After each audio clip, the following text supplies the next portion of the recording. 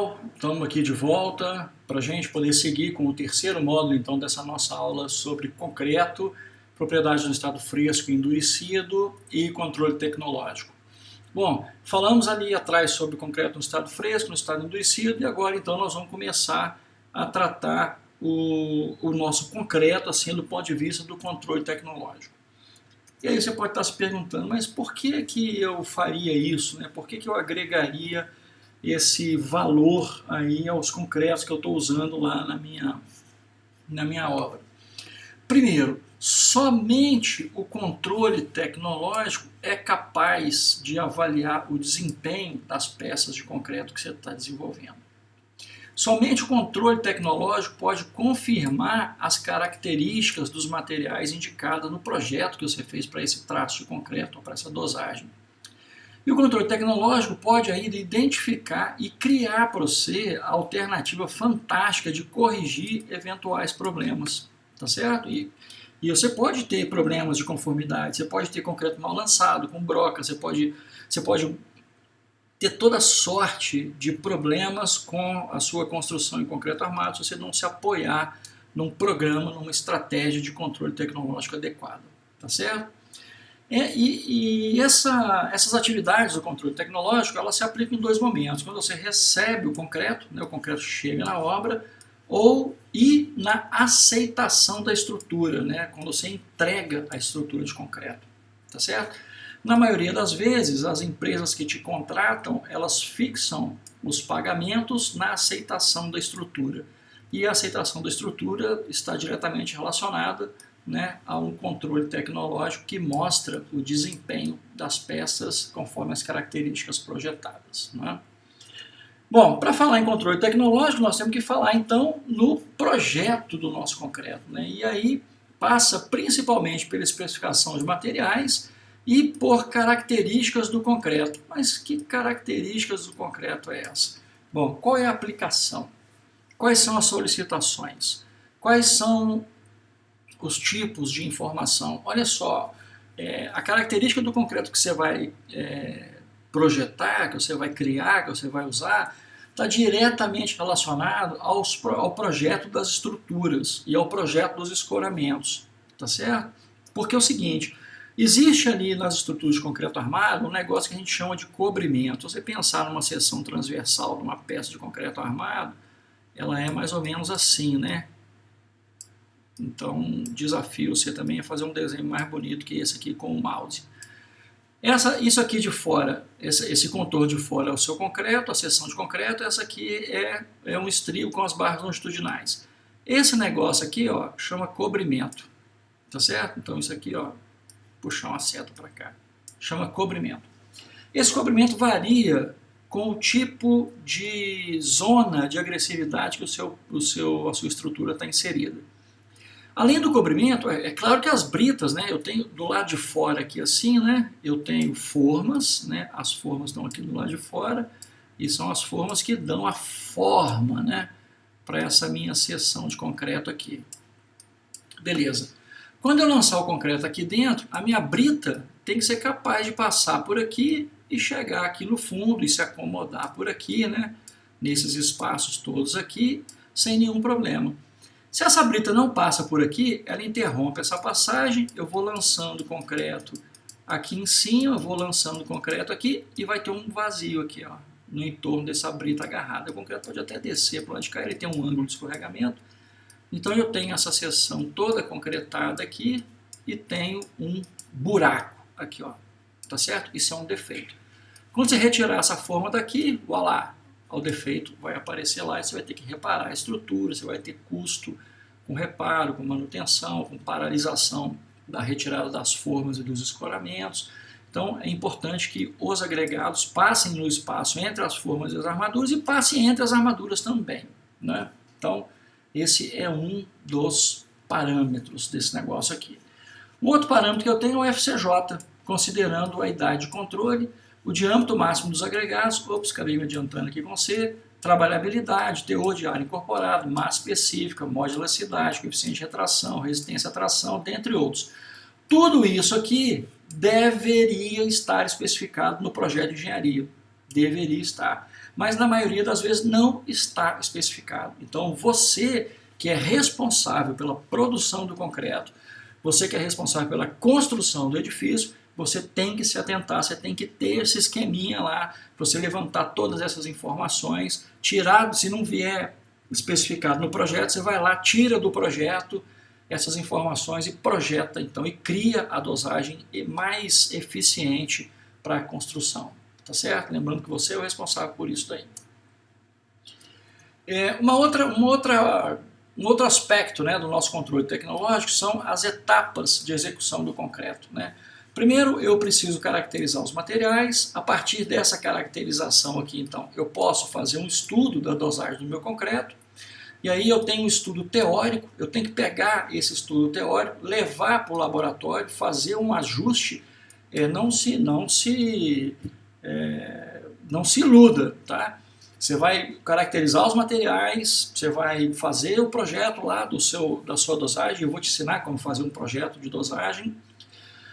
Só que muitas vezes os lotes dos materiais que você está usando mudam, a caracterização da amostra, às vezes você tem uma amostra que não foi bem coletada e aí você não tem uma representatividade, e quando você coloca isso tudo para funcionar, você tem um ajuste da dinâmica também de todos esses materiais juntos, né? Considerando ainda que a sua caracterização foi perfeita, que a amostra foi perfeita, você não teve nenhum problema com nada, existe a dinâmica desses materiais funcionando de forma sinérgica, né? De forma conjunta. Então você tem que ir lá, ajustar o traço, algumas vezes você tem que alterar fator água-cimento, alterar teor de materiais, alterar teor de cimento, fazer a comprovação do traço e por enquanto aqui, né, só dos seus concretos no estado fresco, depois a comprovação desses resultados do seu concreto no estado endurecido, para aí então você partir para o preparo do concreto. Tá? Então olha só, se você considerar as etapas de execução do seu concreto, você precisa de no mínimo 28 dias mais os dias de caracterização, vamos botar aí mais uns 2 dias de caracterização. Você precisa de um mês para projetar um traço de concreto, tá certo? Se as resistências características forem aquelas utilizadas com 28 dias, tá? Então é muito importante que antes de iniciar a sua obra você tenha os cuidados necessários para que produza um concreto de qualidade. Uma outra fase do controle tecnológico, então uma outra etapa está na preparação do seu concreto. Operações de execução, o armazenamento dos materiais, as dimensões que nós temos para esse armazenamento, as medidas que vão ser usadas para o proporcionamento desses materiais, o tipo de mistura que você está utilizando, tá certo? Verificar as quantidades utilizadas de cada material, né, por comprovar que o proporcionamento da mistura atenda ao traço especificado, e essa comprovação deve ser feita pelo menos uma vez ao dia ou quando houver alteração do traço. Nós falávamos ali na nossa última aula sobre os tipos de cimentos diferentes em etapas diferentes da construção. Então, cada vez que a gente mudar o tipo de cimento, temos que fazer uma alteração do traço, temos que fazer a comprovação do proporcionamento da mistura, quer dizer, se os recipientes que nós estamos usando para fazer as dosagens em volume são adequados, e aí nós vamos ver depois a conversão dos traços de massa para volume, se as medidas em massa que nós estamos utilizando para o proporcionamento dos materiais é adequada, se ela está de acordo, então é preciso também ter algum cuidado e passar por essa etapa para essa caracterização e esse entendimento do controle tecnológico. Muito bem, então nós estamos lá agora preparando o nosso concreto, tá certo? Então esse concreto pode ter origens diferentes, né? Ele pode ser preparado pelo executante da obra, que no caso é você, então a responsabilidade é sua ou do proprietário da obra. Guarde isso aqui. O concreto pode ser preparado por uma empresa, né, prestadora de serviço de concretagem, e aí no caso a central é responsável pelo serviço e pelas prescrições executivas, pela documentação relativa ao cumprimento das prescrições, o arquivamento e guarda dessa documentação durante o prazo previsto na legislação vigente. Tá? Mas quem é responsável pelo concreto que foi requisitado na central? Você. Tá certo? Então, se o concreto vem da central ou se o concreto é preparado por você mesmo ou pelo proprietário da obra, você é o responsável técnico por esse concreto. Você é o responsável técnico, tá certo? Então é muito importante que você observe a responsabilidade. Ah, e o proprietário? O proprietário também não tem uma responsabilidade compartilhada? Não, o proprietário é incompetente, ele não é engenheiro civil, a não ser que ele seja engenheiro civil, mas se ele não for, ele é incompetente, ele não pode ser responsabilizado, ele não pode ter responsabilidade técnica sobre uma coisa que não o compete, né? Então, se o concreto é feito na obra ou se o concreto é comprado numa concreteira, a responsabilidade é sempre sua, tá? E como é que então eu procedo para aceitar esse concreto, para receber esse concreto, né? A NBR 12655 é a normalização brasileira que versa sobre esse aspecto do controle tecnológico, né? Bom, a primeira coisa que nós temos que fazer é um ensaio de consistência, né, que é o nosso slump test. Então, são ensaios de consistência representados pelo abatimento do tronco de cone, conforme a 7223, ou o espalhamento, conforme a 9606.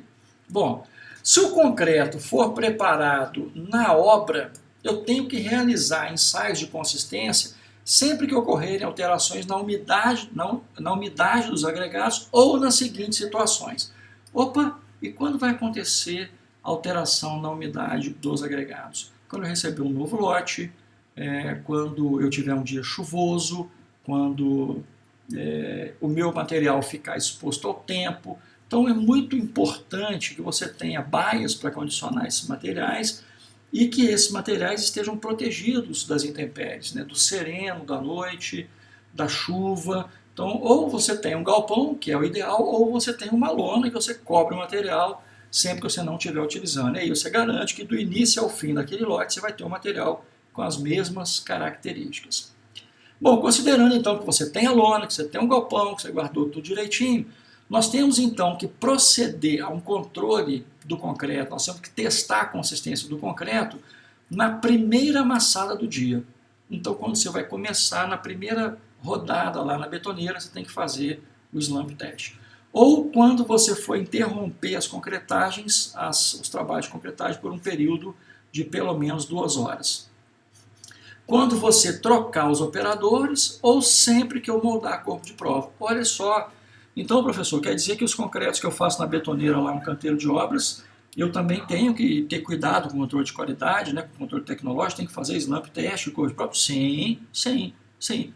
O controle tecnológico independe de onde vem o seu concreto. É o controle tecnológico do concreto, né? Então é importante que você preste atenção nisso. Então vamos repassar aqui. Comecei o dia na primeira concretagem, slump test. Parei para o almoço 2 horas, ou então estou tendo uma interrupção qualquer lá no meu canteiro de obras de 2 horas. Tenho que fazer slump test quando eu retomar a produção de concreto. Quando eu trocar os operadores, por exemplo, no turno da manhã, no turno da tarde, então aí é melhor eu já esperar um grupo trabalha no turno da manhã, um grupo trabalha no turno da noite, que aí eu posso fazer o slump test considerando inclusive a parada de 2 horas. Ou quando eu for tirar os meus corpos de prova lá na betonada. Então esses 4 pontos aqui devem ser muito bem verificados. Bom, e se o concreto for comprado de uma empresa, como é que isso acontece? Eu devo realizar o slump test para cada betonada, ou seja, cada caminhão que chegar lá no meu canteiro de obras, eu devo fazer o teste de consistência e também devo recolher amostras de corpo de prova para determinação da resistência aos 28 dias. Muito bem. Bom, considerando então ainda a 12655, eu tenho aqui uma classificação, né, só para a gente poder identificar quais são as áreas, os níveis de agressividade, né? Nós temos aqui o nível 1, nível 2, nível 3, nível 4, fraca, moderada, forte, muito forte. Alguém comentou, se eu for fazer uma coisa lá na roça, eu preciso me preocupar muito com o cimento? Não, porque em área rural a agressividade é fraca. Mas aí eu vou abrir um parênteses aqui, tá bom? Se você for concretar o piso de um curral das suas vacas leiteiras campeãs, que são criadas no sistema freestyle, pense que esse piso vai sofrer agressão de ácidos, de matéria orgânica, de cloretos, de ureia, de tudo quanto há. Né? Eu vou ter ração, fezes, urina, tecido animal, todas essas, água, todas essas coisas vão estar misturadas ali. Então, realmente, se você estiver fazendo o piso lá do seu freestyle, eu tenho uma classe de agressividade fraca, é bom que você pense nisso, tá? E aí, os níveis de deterioração, né, insignificante, pequeno, grande, elevado, conforme a minha classe de agressividade vai aumentando, tá certo? Bom, presta atenção nisso daqui, porque nós vamos precisar dessas informações aqui agora. Considerando um concreto armado ou um concreto protendido, para as classes de agressividade 1, 2, 3 e 4, é muito importante pensar numa relação água-cimento de partida. E por que eu estou te falando isso?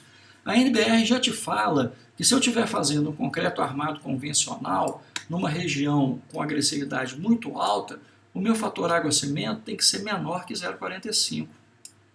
E aqui você já pode ficar sabendo que você vai precisar de tecnologia. Porque para você poder fazer um concreto com fator água-cimento menor que 0,45, você vai precisar de aditivos, porque senão você não vai conseguir o abatimento do slump test ou a trabalhabilidade que você precisa para moldar as peças que você vai construir. Tá certo? Muito bom. Agora, ainda assim, se eu já tenho aqui um fator água-cimento 0,45, vou continuar na mesma classe de resistência e vou pegar aqui uma classe, na mesma classe de agressividade, me perdoe por isso, vou pegar uma classe de resistência do concreto, ou seja, numa região muito agressiva, o meu concreto não pode ter um FCK maior que 0,45, nem pode ter uma resistência menor que 40 MPa. Perfeito? E aí eu vou chamar sua atenção para uma coisa. Perceba que o fator água-cimento cresce daqui para cá e, considerando a classe de agressividade e o tipo de concreto, a resistência à compressão diminui daqui para cá. Ou seja, quanto mais eu elevo o meu fator água-cimento, menos resistente é o meu concreto. Tá certo? Essa regra aqui, essa proporcionalidade vale, sim. Né? Então, considerando aí as classes de agressividade e os tipos de concreto em relação a água-cimento e a classe do concreto. Né? Vamos lá. Considerando ainda a relação água-cimento, agora nós estamos falando não de classe de agressividade, mas de sulfato solúvel no solo ou sulfato solúvel na água. Quanto maior for a concentração no solo ou na água, menor deve ser o meu fator água-cimento. Tá certo? E por que é isso mesmo? Alguém já pode estar pensando assim, porque o fator água-cimento muito alto, né, cria poros, e esses poros podem se transformar em canais, e esses canais vão gerar permeabilidade. Esses sulfatos, então, solúveis aqui na água e no solo, podem permear para dentro da minha estrutura e podem danificar a qualidade, pode influenciar negativamente a durabilidade da minha estrutura. Perfeito, você acertou. Por outro lado, você pode ver também aqui, que o fator água-cimento 0,50, FCK 35. Fator água-cimento 0,45, FCK 50. Né? Então, à medida em que o meu fator água-cimento sobe, a minha resistência à compressão característica diminui. Tá bom? Muito bem. E aí, como é que eu faço, então, para trabalhar com esse fator água-cimento, considerando, então, a classe de resistência do meu cimento e a minha resistência característica à compressão aos 28 dias? Muito bem, vamos lá. Essas aqui são as curvas de resistência do meu cimento. 26, 29, 32, 35, 38, 41, 44. Esses números aqui são lá da STM, tá? Se eu não estiver enganado.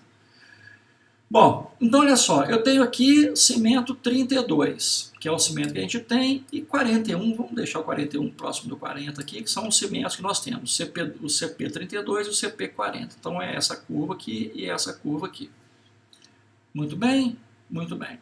Então olha só, se eu tiver uma relação água-cimento 0,55, vamos subir nessa linha por aqui afora, vamos chegar até aqui em cima, essa segunda curva aqui, ó. Opa, acho que eu estou roubando ali, ó. Ups, consegui. Essa segunda curva aqui é o nosso cimento 40, e essa terceira curva aqui, ó, deixa eu ver se eu consigo ir sem errar, é o nosso cimento 32.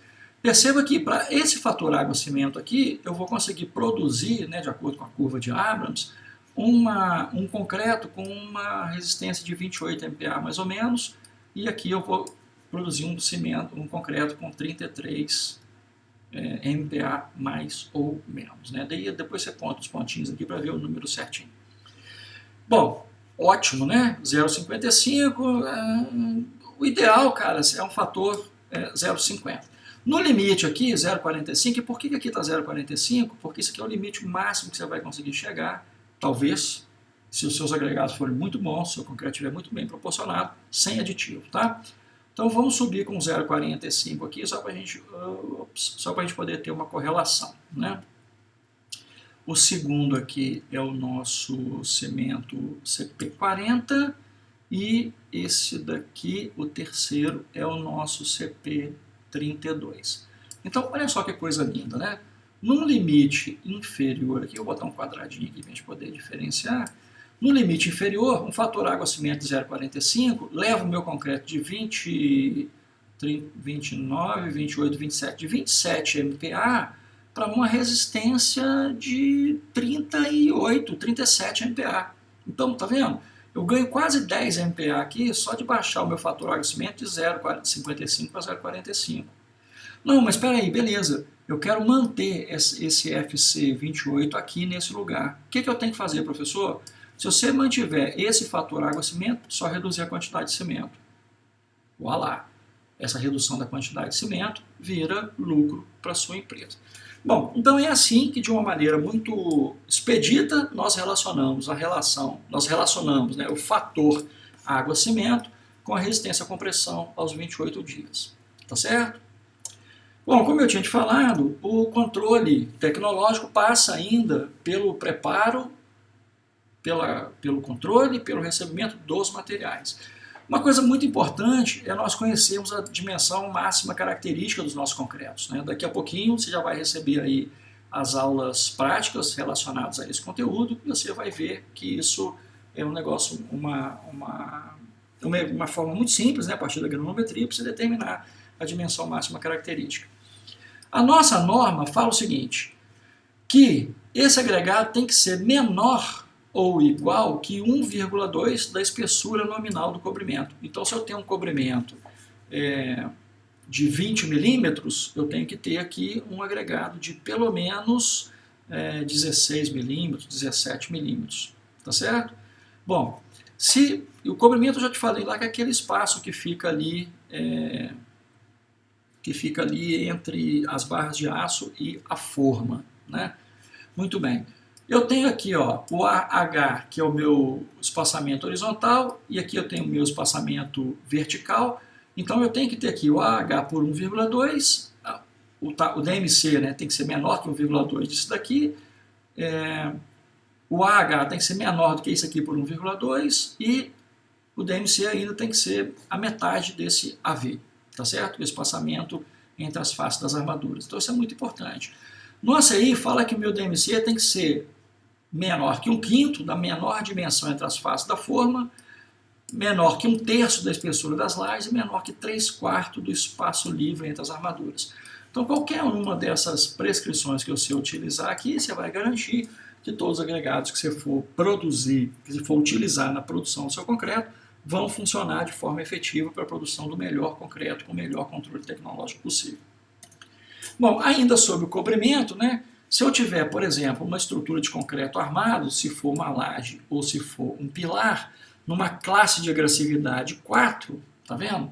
Eu tenho que ter um cobrimento de 45 milímetros e um cobrimento de 50 milímetros.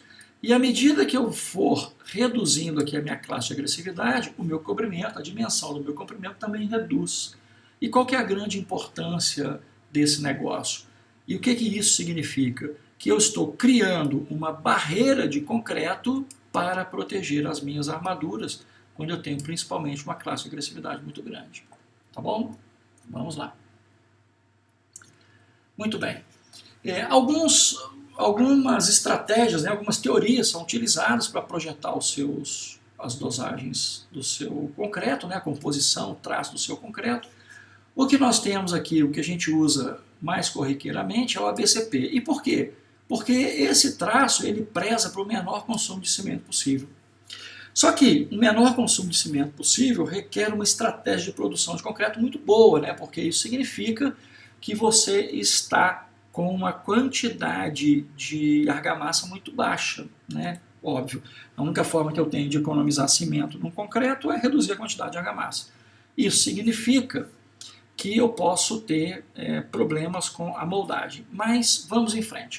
Esse traço foi feito para fornecer misturas plásticas com o menor teor de areia possível, consequentemente, menor teor de argamassa possível.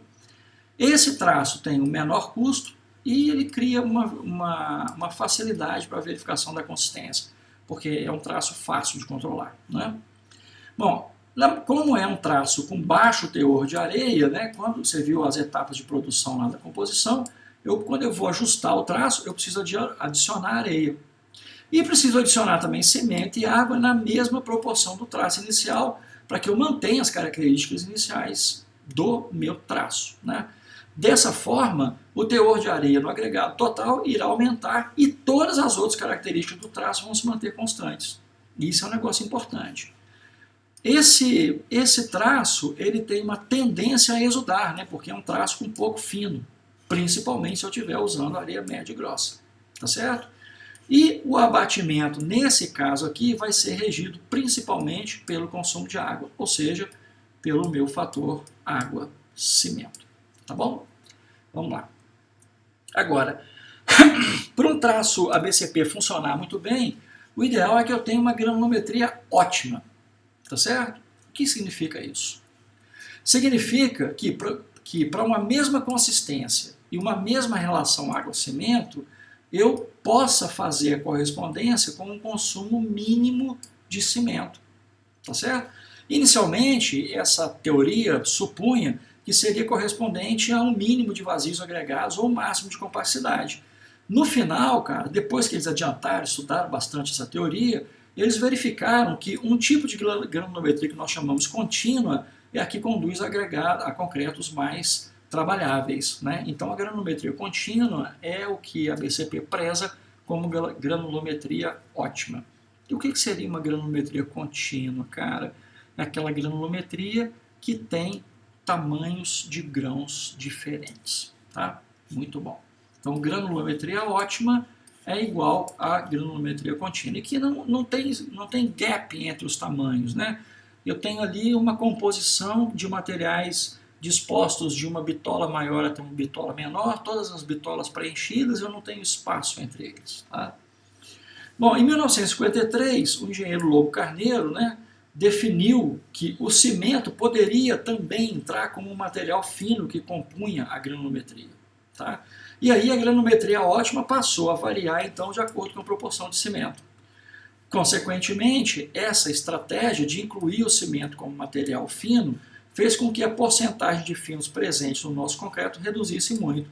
E com isso, se reduz a quantidade de finos, reduz a quantidade de água necessária para uma dada consistência. Né? Porque nós já vimos lá atrás que a presença de finos aumenta a superfície específica, e aumentando a superfície específica, eu demando mais água de amassamento para uma dada consistência.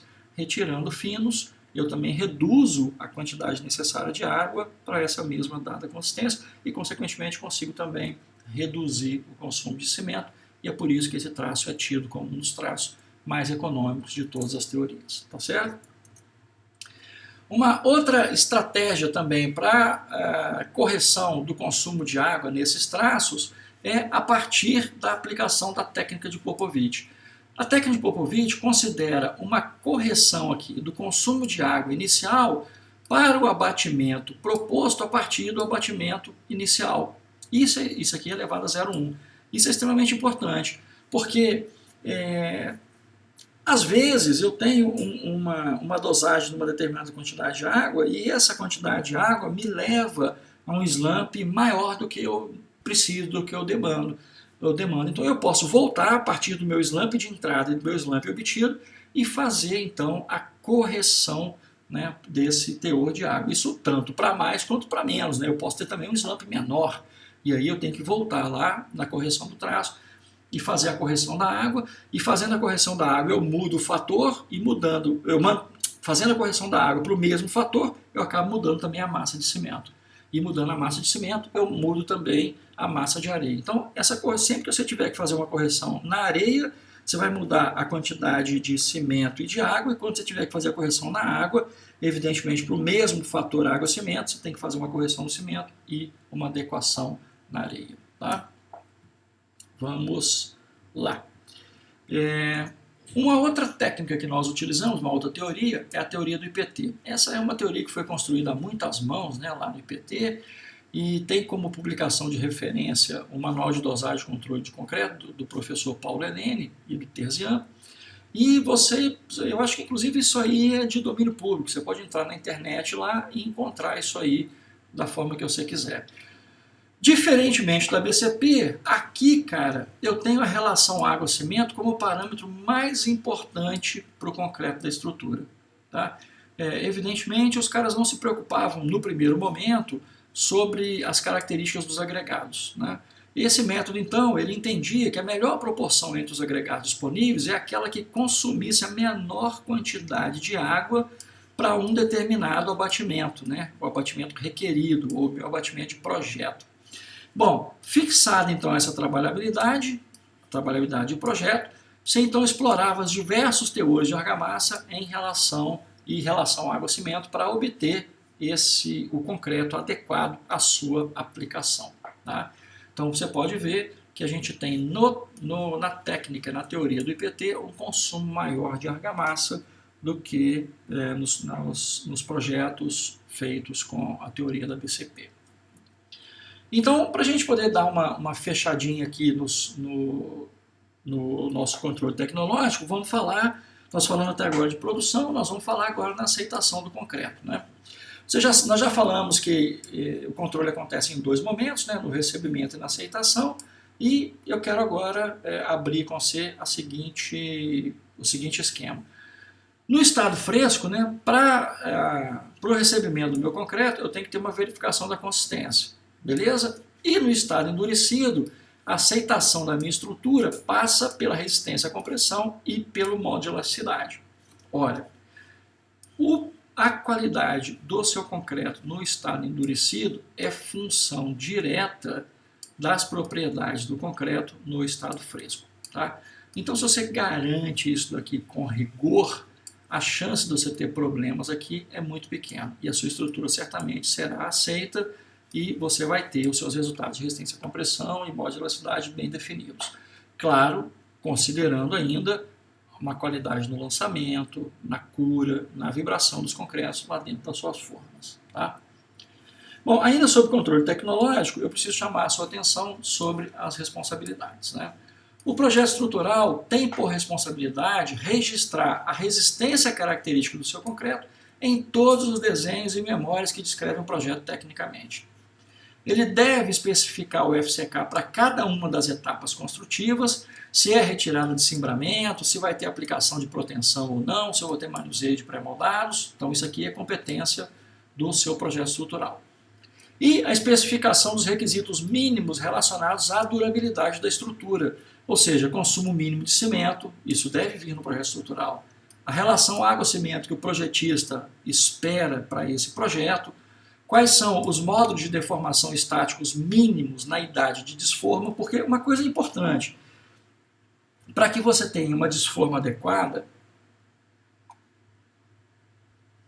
na data prevista, ou mesmo um adiantamento, né, da retirada dos escoramentos, é preciso que você tenha definido o seu modo de deformação, porque quando você retira o escoramento ou parte dos escoramentos, a estrutura sente o seu peso próprio e é preciso que ela tenha alguma competência para isso. Né?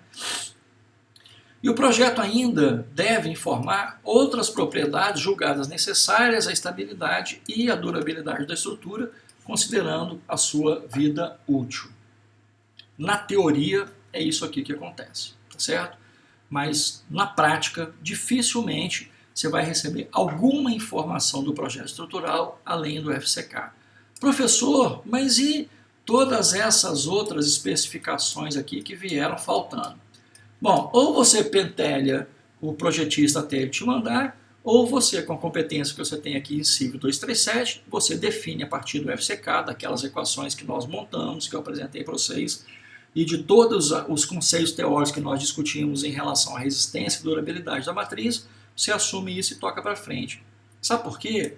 Porque as responsabilidades que vão sobre você, sobre o cara que executa, são muito grandes, né?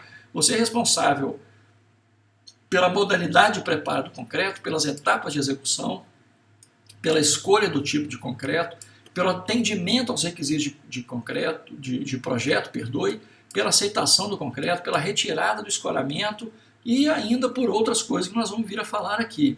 Então, olha só, pense em todas as coisas que você, sobre as quais você é responsável, para você poder começar a imaginar quanto vale o seu trabalho, qual é a importância do seu papel dentro dessa estrutura, dentro da preparação e da construção.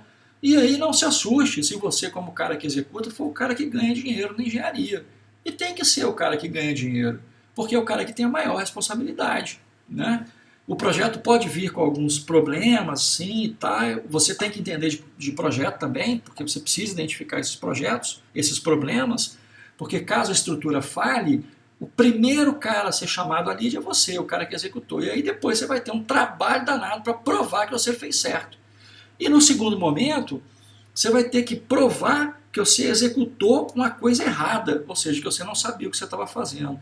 Então, cara, cerque-se de todas as possibilidades, entenda o conceito, entenda a teoria, aplique, vai no projeto, estude o projeto e crie as suas estratégias, e aí, claro, tudo isso acordado com o seu contratante, né?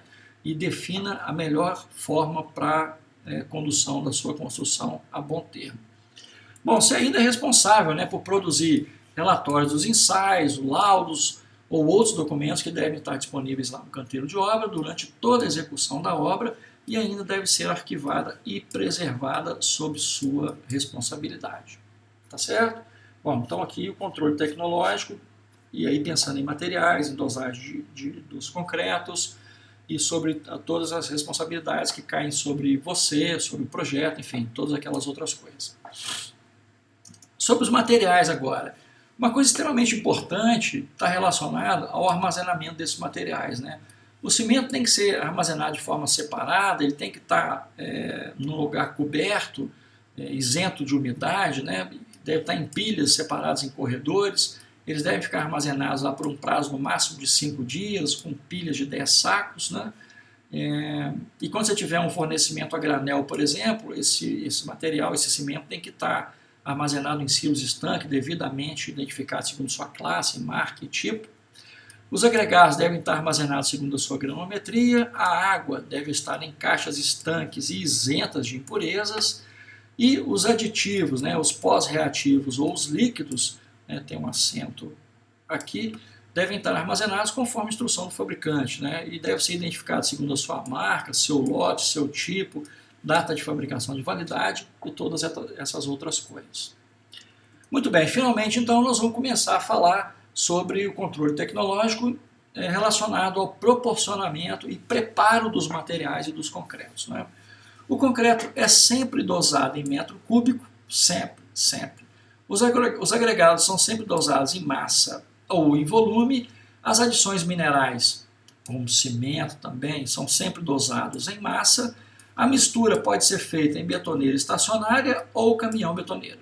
Se for uma betoneira estacionária, o tempo de mistura mínimo é de 60 segundos e após a descarga da betoneira, né, o material retido lá dentro deve ter uma massa menor que 5% da massa total que foi betonada, né? Normalmente 400 litros, e aí conhecendo o peso, mais, né, 400 litros, nós temos um concreto mais ou menos de 2,2, 800 quilos, né, ou se for de 1 tonelada, 1 metro cúbico, 2 toneladas, 2 toneladas e 200. Só uma relaçãozinha rápida para você poder entender isso daí.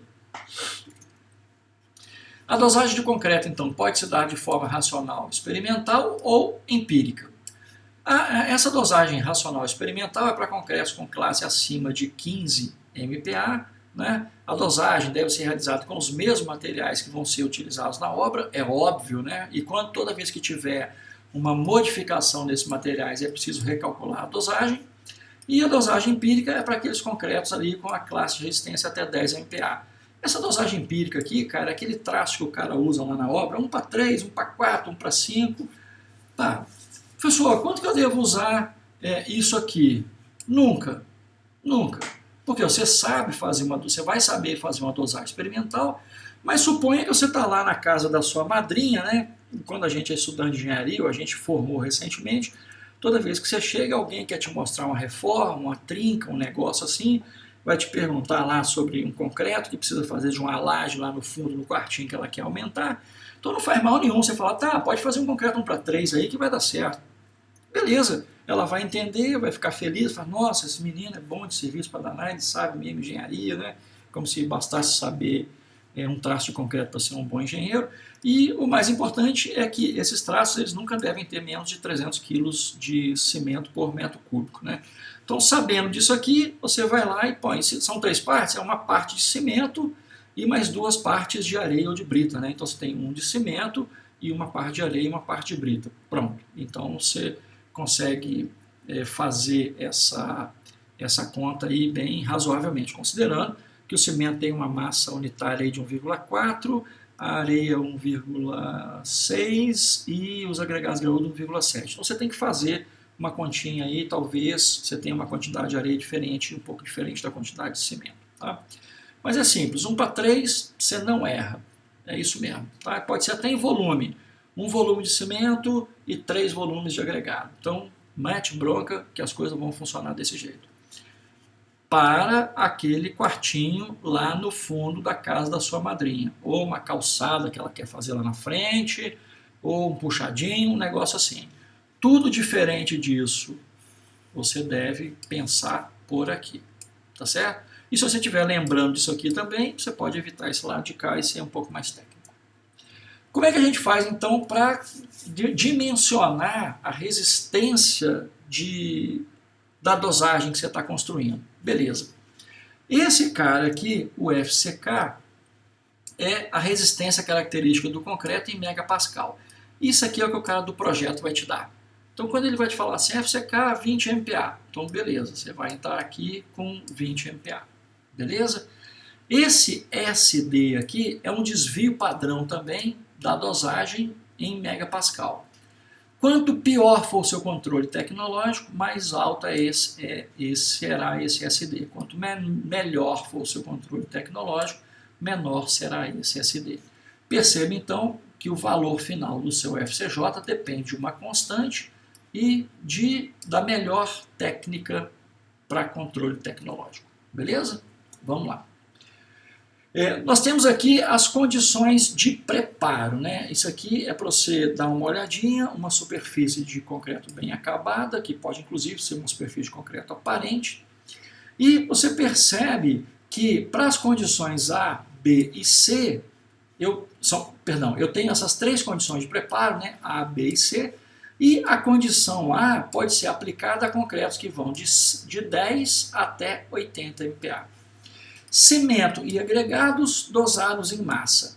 Água de amassamento pode ser medida em massa ou em volume, tá certo? Desde que eu tenha volume no dispositivo dosador, evidentemente, e que eu tenha condições de fazer uma correção da umidade dos meus agregados. Então, essa é a condição A. Massa ou volume com um dispositivo dosador. Perceba que essa consistência aqui é a consistência de um concreto que vai ter uma característica de superfície como essa daqui. Beleza? Então vamos lá. A condição de dosagem do tipo B já limita o espaço, aí, o intervalo entre classes de resistência, né? Antes eu ia de 10 a 80, agora eu vou de 10 a 25. Muito bem. O cimento é sempre medido em massa, a água de amassamento medida em volume, e é sempre com dispositivo dosador, e os agregados, cara, podem ser medidos em massa combinado com volume. Que diabo é esse de massa combinado com volume? O traço, a dosagem toda do seu concreto é feita em massa. Mas chega lá no canteiro de obra, você pode converter isso aí para volume, tá certo? E na maioria das vezes a gente usa dispositivos dosadores que nós chamamos de padiola, tá certo? Bom, ok, e ainda cimento sempre em massa, água em volume e agregados em volume. Nesse caso aqui, cara, eu preciso fazer a determinação da umidade. Sabe por quê? Porque eu tenho para as areias um fenômeno que nós chamamos de inchamento. Então, na presença de água, as areias observam uma variação de volume a maior. Tá? Então, conforme a minha umidade da areia aumenta até um limite crítico, eu tenho também uma variação de volume. Por isso que é preciso conhecer o coeficiente de inchamento dessas areias, quando eu estiver dosando os agregados em volume, para fazer a correção do volume desse material a partir da umidade que eu tenho lá no canteiro de obras. Poxa, e como é que eu faço para determinar a umidade do canteiro de obras? Na nossa prática, você vai ver daqui a pouquinho como que a gente faz essa determinação sem nenhum problema, sem nenhuma dificuldade, tá certo? E aí, então, esse volume do nosso agregado miúdo vai ser corrigido pela curva de inchamento da areia que você vai produzir, tá? Bom, e eu tenho ainda uma condição tipo C dentro desse meu controle tecnológico para concretos de 10 até 15 MPa, onde eu tenho concreto, o cimento medido em massa, a água em volume, e eu tenho os agregados em volumes, mas aí eu não faço a determinação da umidade, né? Eu estimo a determinação da umidade dos agregados para corrigir a quantidade de água e para corrigir também a variação volumétrica dos agregados graúdos, né? E miúdos, perdão, dos agregados miúdos, isso sempre para o controle e para a manutenção da consistência do meu concreto, tá? Bom, agora que a gente já sabe que as classes de resistência são A, B e C, nós vamos falar sobre os desvios padrão, tá certo? Quando eu tenho um concreto com desvio padrão conhecido, isso é muito importante, quando eu tenho um preparo sempre com os mesmos materiais e sempre para as mesmas condições, eu posso fixar os desvios padrões para 20 resultados consecutivos obtidos em 30 dias, como sendo 2 MPa. Então eu tenho 20 resultados de resistência à compressão daqueles corpos de prova que foram retirados depois do slump test, desenvolvido em 30 dias. Então, se eu tiver 20 CPs rompidos em 30 dias, eu posso sim ter um controle de qualidade onde o meu desvio padrão pode chegar a ser até 2. Tá certo? Então, isso considerando que eu estou usando os mesmos materiais, as mesmas condições, com 20 corpos de prova, com 20 resultados obtidos consecutivos em 30 dias. Tá certo? 20 exemplares. Muito bem. Agora, e quando eu tenho um concreto com desvio padrão não conhecido? Bom, se ele for produzido na condição A, o desvio padrão é 4. Se ele for produzido na condição B, o desvio padrão é 5,5. E na condição C, o desvio padrão é 7, tá certo? Considerando ainda que a máxima resistência para essa condição C aqui é C15 e o consumo mínimo de cimento é 300 kg por metro cúbico de concreto. Beleza. Produzi lá os meus concretos, então eu preciso fazer um ajuste agora para a produção desses concretos. Se o meu concreto tiver classe de resistência menor que 10, o único ajuste que eu vou fazer é para a consistência. Ajusto ali a água, ajusto o cimento, para manter sempre a mesma relação água-cimento, e aí então tenho o meu traço de produção ajustado. Agora, se a classe de resistência for maior que 10 MPa, eu tenho que ajustar para a consistência e para a resistência à compressão. Tá certo? Então, sempre eu tenho que ter os corpos de prova retirados com o resultado do slump test para que eu possa então ajustar o traço que vai ser produzido no canteiro. Toda a documentação relacionada a esses procedimentos de ajuste devem ser arquivadas e não há necessidade para ajuste daqueles concretos que são produzidos em central, tá certo? Só no canteiro de obras. Isso é um negócio extremamente importante e de interesse para a gente, né? Bom, falando agora um pouco sobre a aceitação. A análise de consistência é feita pela NM67, né, que é o nosso slump test, ou a 9606, que trata do espalhamento. O concreto preparado no canteiro de obras pode ter variação de umidade dos agregados. Então, quando isso acontecer, cara, eu já adiantei lá para você, análise de consistência. Quando eu for começar a concretagem no canteiro de obras com a primeira betonada do dia, slump test. Quando eu for parar para o almoço ou outras interrupções maior que 2 horas, slump test. Vou trocar os operadores, slump test. Vou moldar corpos de prova, slump test. Então, em todas essas situações aqui para o concreto produzido no canteiro de obras, análise de consistência. Para o concreto dosado em central, um slump ou um conjunto de slump por caminhão betoneiro.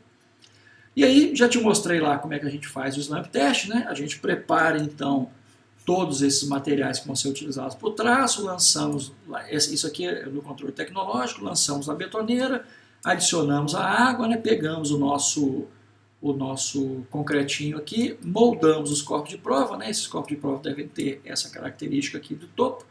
Todos os corpos de prova devem estar devidamente identificados, equipamentos de slump test, determinação do slump test, né? E olha que bonitinho esse corpo de prova aqui, todo abatidinho, legal, mostrando de verdade como deve ser o abatimento, né? Esses corpos de prova, então, identificados depois de 20 dias, eles são capeados com uma argamassa de enxofre e depois eles são levados para ruptura à compressão lá no nosso laboratório. Então, esses corpos de prova cilíndricos aqui é que fornecem a nossa resistência à compressão. Isso daqui, cara, que eu estou te mostrando, para concretos produzidos na betoneira, tá certo? Então, para cada betonada, a primeira betonada no início da manhã, interrupção das betonadas com intervalo de mais de 2 horas, quando eu for trocar os operadores ou quando eu for tirar corpo de prova. Eu tenho que vir aqui e produzir o meu slump test. Então, esse é o protocolo do controle tecnológico. E quando eu tiver, então, pela minha vez, os concretos produzidos em central, eu vou lá, né, fazer o meu slump test apenas quando eu estiver produzindo, né, quando eu estiver recebendo o meu concreto na betoneira. Agora, a moldagem dos corpos de prova, o capeamento e a ruptura, não muda nada, isso aí é tudo igual. A diferença é que eu tenho critérios para a determinação do slump test lá na produção no canteiro de obras e tenho um outro critério para determinação da consistência quando o caminhão vem da betoneira. Perceba que esse concreto aqui é um concreto com um abatimento muito grande, é um concreto com característica de bombeamento, né? Você está vendo a bomba aqui, o mangote está trazendo concreto aqui para dentro das formas, né? E o nosso caminhão betoneira está aqui, né? Então, o concreto bombeado tem características diferentes, evidentemente, de um concreto não bombeado, tá bom? Então, vamos lá. E como é que eu devo, então, determinar ou proceder aos ensaios de controle de aceitação, principalmente a resistência à compressão? Lá nós falamos de consistência, aqui nós estamos falando de resistência à compressão. Primeiro, eu devo formar lotes para retirar os meus corpos de prova. Eu posso dividir a estrutura em lote e retirar uma amostra de cada lote. Cara, presta atenção nessa palavra aqui, ó, amostra. Sabe por quê? Porque cada amostra que eu retirar deve ser composta com um número adequado de exemplares de acordo com o tipo de controle. Tá certo? E nós vamos ver isso ali na frente, tá? A amostra não é um corpo de prova. A amostra representa um número adequado de exemplares, conforme o controle. Então tá bom. Vamos dividir a nossa estrutura aqui em lotes. Eu posso dividir por volume de concreto, isso é um lote.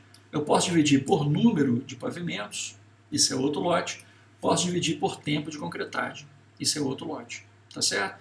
Então, beleza, eu vou escolher por volume de concreto. A cada 50 metros cúbicos eu devo proceder a uma retirada de amostras. Beleza? Então, até 50. Ah, eu vou concretar só 30 metros cúbicos hoje. Tem que fazer uma retirada de amostra. O lote é de até 50 metros cúbicos. Se eu estiver trabalhando com compressão ou compressão e flexão. Se for flexão simples, 100 metros cúbicos. Eu vou então determinar aqui um número de andares, por exemplo, um andar. Tempo de concretagem, 3 dias. Tá certo? Então, para cada conjunto desses materiais, eu tenho que ter um número mínimo de amostras. Tá? Mas aí, esse é o número mínimo, você acaba esbarrando em outras situações, como sendo, você não vai mapear todos os caminhões betoneira? Então, olha só, cada caminhão betoneira transporta no máximo 8 metros cúbicos, se eu não tiver, acho que tem alguns que transportam um pouco mais. Mas imaginando um caminhão que transporta 8 metros cúbicos, olha só, e você vai ter uma concretagem de 40 metros cúbicos hoje. Você vai ter só uma amostra? Ou a sua amostra vai ser composta de pelo menos 2 exemplares de cada caminhão? Então aí você passa a ter 8 corpos de prova. Então é preciso entender essa magnitude para que você não tenha uma amostragem, né, deficiente lá no seu programa de controle tecnológico. Beleza. Essa análise estatística, então,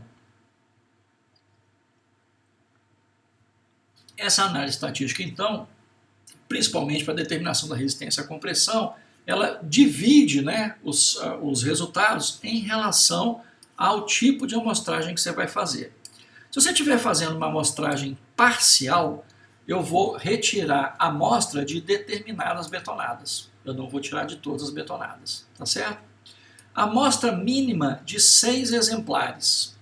Se eu tiver lá num grupo 1 de classificação dos meus concretos, onde eu tenho concretos com classe de resistência inferior a 50 MPa. E eu tenho que ter uma amostra mínima de 12 exemplares se eu tiver no grupo 2, onde os meus concretos têm resistência superior a 50 MPa. Tá? Considerando as nossas obras corriqueiras aqui, menor que 50 MPa, eu tenho que ter de determinadas betonadas retiradas de amostras que devem compor um mínimo de 2 exemplares. Tá certo? E os nossos lotes, então, de exemplares, né, N aqui é o nosso número de exemplares, tem que estar entre 6 e 20 para determinar um tal FCK, tá? Um FCK estimado. Esse nosso FCK estimado, então, pode ser determinado segundo essa equação, onde F1, F2, Fm menos 1 são os valores de resistência dos nossos corpos de prova em ordem crescente, né, do menor para o maior. M é igual a N sobre 2, que é o número de exemplares que compõe aqui o meu lote, e o valor de Fm é o valor das resistências do meu último exemplar. Então eu tenho 6 exemplares, 1, 2, 3 em ordem crescente, menos o maior de todos aqui, tá certo? Então essa é a equação para determinar o meu FCK estimado de acordo com a estratégia de amostrada parcial, que prevê retirada de corpos de prova de determinadas betonadas com um número mínimo de 6 exemplares, se a minha classe de resistência do concreto for menor que 50 MPa. Tá certo? Muito bem. E aí, eu faço a determinação então desse meu FCK estimado e aplico a esse meu FCK estimado, né, um coeficiente de minoração. Tá certo? Bom, então aqui de novo eu estou no controle estatístico parcial e tem um tal de um Psi aqui, e esse Psi, no caso é um Psi6, é o valor que calibra o meu número, né, minha resistência encontrada para o meu FCK estimado. Esse FCK estimado que eu determinei na equação anterior ali, deve ser um valor menor do que Psi6 vezes a maior resistência que eu tenho. Tá? Então, esse FCK estimado nunca pode ser maior ou deve ser menor que Psi6 vezes F1. E qual que é o valor do meu Psi6? Olha só, depende da condição de preparo e depende do número de exemplares. Vamos pegar o exemplo lá do nosso slide anterior, 6 exemplares, beleza? Se eu estiver produzindo um concreto com controle de qualidade tipo C, não importa qual seja a classe de resistência, entre 10 e 80, eu vou ter um coeficiente de redução de resistência aqui, de minoração, de 0,92. Então esse 0,92 tem que ser aplicado à minha maior resistência encontrada naqueles corpos de prova, e esse valor aqui, esse valor de FCK estimado não pode ser maior que esse número encontrado aqui. Tá certo? Então é simples assim. Repassando. No slide anterior, né, na amostragem parcial, nós determinamos lá um número de exemplares igual a 6, o concreto que nós estamos produzindo tem um controle de qualidade tipo A, então eu tenho aqui um fator de redução de resistência de 0,92, um PC6 igual a 0,92. Pego a maior resistência individual daqueles corpos de provas que eu rompi, aplico o valor de PC6 nele. Esse 0,92 vezes F1 vão me retornar com o valor, e o meu FCK estimado daquela equação não pode ser maior que esse valor de Psi6 vezes F1. Beleza? Perfeito. Então vamos lá. Nós temos aqui agora, ainda, né, no controle estatístico de amostragem parcial, onde o número de exemplares é maior que 20. Sempre que eu tiver para aquele meu espaço amostral, para aquele lote que eu criei lá no início do meu controle tecnológico, sempre que eu tiver um número de exemplares maior que 20, o meu FCK estimado é igual a meu FCM menos 165 de SD. E esse SD varia, né, se o meu controle de qualidade é do tipo A, do tipo B ou do tipo C. E FCM é a resistência média dos exemplares que nós temos aí nesses 20 que foram coletados aqui. E aí eu não tenho nenhum fator de minoração aqui nessa situação, tá certo? Então, no controle onde eu tenho N maior que 20, para aquele lote, as coisas podem ser definidas dessa forma, tá certo? Vamos lá. Nessa outra situação aqui, eu tenho do controle tecnológico, né, para aceitação da minha estrutura, eu tenho não mais uma amostragem parcial, mas tenho sim uma amostragem total. Então aqui, cara, eu vou retirar a amostra de tudo quanto é betonada que eu fizer, beleza? Ou vou definir critérios especiais como responsável técnico por essa obra. Não há número limite para exemplares do lote. E o valor do FCK estimado, então, vai ser igual a maior resistência que eu encontrei, se eu tenho um número de exemplares menor que 20, e vai ser igual a FI se eu tiver um número maior que 20. Né? E esse meu FI, então, para I igual a 0,05, quando o valor de I for fracionário. E aí, então, eu adoto um número inteiro imediatamente superior. Tá certo? Tá, beleza. Vamos lá. Se eu tenho a amostragem total, então a conta fica mais simples ainda do que quando eu vou construir lá os meus dados para amostragem parcial. Tá certo? Só que ainda tem um detalhe, né? Na amostragem parcial, onde eu entro com o valor de SD, se eu tiver 20 corpos de prova, 20 exemplares, no conjunto de 20 exemplares em 30 dias, eu posso pegar aquele meu SD e descer para 2. Então isso significa dizer que o meu controle tecnológico é muito bom, que ele está muito bem controlado, o desvio padrão diminui e o meu valor de FCJ diminui também, né? Porque o FCJ é igual ao FCK mais 1,65 do valor do desvio padrão. Né? Bom, sobre a formação dos lotes então, né? Esses lotes devem ser compostos por corpos de prova de concreto com as mesmas características, com os mesmos materiais e a mesma central de produção. Esses lotes ainda preferencialmente devem estar relacionados a elementos estruturais, fundações, pilares, vigas, lajes. E vou fazer um comentário sobre esses dois pontos aqui. Isso é muito importante para que você tenha um rastreamento do concreto que você produziu naquele intervalo de tempo. Ou na semana, ou no dia, ou no mês. E sabe por quê? Porque você só vai ter o resultado do corpo de prova daí a 28 dias, da resistência à compressão. Então, no processo da construção, você vai sempre tendo o mapeamento do concreto que foi produzido, que foi lançado, e se você tiver algum problema com a resistência à compressão, você sabe exatamente para que lugar da sua obra foi aquele concreto que está retornando com o problema, tá certo? Que mostrou o problema em relação à resistência à compressão no tempo, tá? Bom, a amostra deve ser composta por um número adequado de exemplares, né, conforme o controle por amostragem que você vai definir lá, se parcial ou se total. Cada exemplar, olha aqui, cara, é composto por 2 corpos de prova. Então, para representar esse exemplar aqui, eu tenho que ter 2 corpos de prova. Sabe por quê? Algumas vezes eu tenho problema de moldagem. E aí eu tenho valores muito diferentes de resistência entre os 2 corpos de prova que foram rompidos. E para o controle estatístico, eu tenho ainda a possibilidade de escolher o maior valor dentre esses 2 corpos de prova que compõem um único exemplar. Tá certo? Então, na sua estratégia para a produção de corpos de prova, para controle tecnológico, nós podemos fazer desse jeito. Beleza?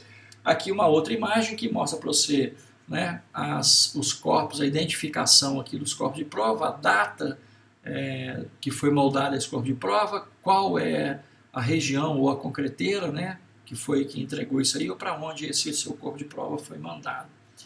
E aí, por sua vez, né, esses concretos vão para uma região de cura, né, para que eles possam ser curados de forma adequada, e depois eles são desmoldados e enviados, né, com as devidas etiquetas aqui, para o laboratório que vai fazer o controle tecnológico desses seus concretos. Tá? Muito bom. Bom, falando então agora da aceitação, né, ou ainda da aceitação no controle de resistência à compressão. Podem existir casos excepcionais que você, como responsável técnico, define. Né? É aceitável, por exemplo, dividir uma estrutura em lotes de 10 metros cúbicos com um número de exemplares entre 2 e 5 exemplares por amostra. Lembrando que 2 exemplares são 4 CPs, né? E que 5 exemplares são 10 CPs. E aí, o valor estimado da resistência pode ser determinado com o PSI-6F1. E esse PSI-6 é dado lá na tabela 3 que nós acabamos de mostrar lá atrás. Tá certo? Então, olha só. Tá bom, eu vou então dividir a minha estrutura e eu estou produzindo concretos lá no meu canteiro de obras com betoneira. Eu vou dividir a minha estrutura em 10 metros cúbicos, que está mais ou menos de acordo com o que eu produzo lá por dia, né, de concreto. E aí eu vou ter de 2 a 5 exemplares por amostra, tá certo? E aí por amostra do lote, então dos 10 metros cúbicos, beleza? Beleza. Se eu tenho uma betoneira de 1 metro cúbico, eu vou produzir 10 betonadas. Então eu posso tirar amostras de betonada sim, betonada não, observando os critérios de retirada de amostra por betonada. Perfeito? Bom, moldo os meus corpos de prova, para cada retirada faço um slump. O FCK estimado desse meu concreto, então, é PSI-6 vezes F1. Se eu tiver com controle de qualidade tipo A, no mínimo 6, eu tenho aqui PSI-6 igual a 0,90 e... não lembro, mas 0,90 e poucos, 0,96 eu acho. Então, esse é um caso excepcional que você, como responsável técnico pela obra, pode determinar. Beleza? Então tá bom. Agora, a obra ficou pronta, os corpos de prova estão prontos, os lotes de concreto então podem ser aceitos ou rejeitados, desde que o seu FCK estimado seja maior que o FCK de projeto. Tá certo? Isso aí é o valor que você vai obter quando você tiver os seus resultados com 28 dias. Em caso de rejeição, eu preciso recorrer a critérios da 6118. Isso significa dizer voltar com o valor do FCK estimado que você tem para dentro do projeto e determinar quais fatores de segurança ainda são reservados ou ainda estão disponíveis para essa estrutura e aí negociar, né, com o seu cliente, com o projetista, aquelas coisas dessa natureza. Né? Bom, o concreto então deve ser recebido desde que aquelas condições estejam estabelecidas e em caso de rejeição, de novo, recorra. Então eu tenho a aceitação da estrutura, que passa por aqui, e o recebimento do concreto, que passa pelas condições estabelecidas. Se o concreto que você está recebendo no canteiro de obras não está de acordo com as suas especificações, não receba, não assine a nota fiscal, devolva o caminhão. Poxa, vai atrasar um caminhão na concretagem, vai atrasar um caminhão na concretagem. Mas aí você vai ter a certeza de quando você for entregar a estrutura para o seu cliente, ele vai aceitar essa estrutura, porque o seu FCK estimado certamente vai ser maior do que o FCK ou a resistência definida no projeto. Tá certo? Bom, então fazendo um apanhado aqui no final, o controle estatístico do projeto pode ter amostragem parcial, no caso excepcional, né, onde eu tenho N entre 2 e 5, e aí os lotes são menores, você viu lá, né, que os lotes iniciais eram de 50 metros cúbicos, e aqui nós estamos falando de lotes de 10 metros cúbicos. Tá? O meu FCK estimado pode ser determinado, então, como sendo psi 6 vezes F1. Quando, para amostragem parcial, eu tenho lotes com N entre 6 e 20, essa é a equação que eu vou usar, e quando eu tenho lotes maior que 20, né, a equação que eu vou usar é FCK estimado é igual à média das minhas resistências menos 165 do desvio padrão, para amostragem parcial. E para os casos onde eu tenho amostragem total, lotes maior com número menor igual que 20, ou seja, tudo enquanto é betonada eu tiro corpo de prova, tudo enquanto é caminhão betoneiro eu tiro corpo de prova, mas ainda assim meu N é menor que 20. Meu FCK estimado é igual a F1, que é a minha maior resistência. Quando o meu lote for maior que 20, o meu FCK estimado deve ser igual a FI, considerando que I é igual a 0,05 de N. Tá certo? Muito bem.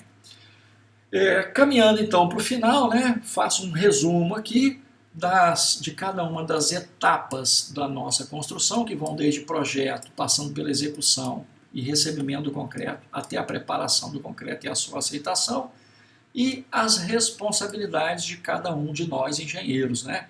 Aquelas que estão relacionadas ao projeto e à execução da obra.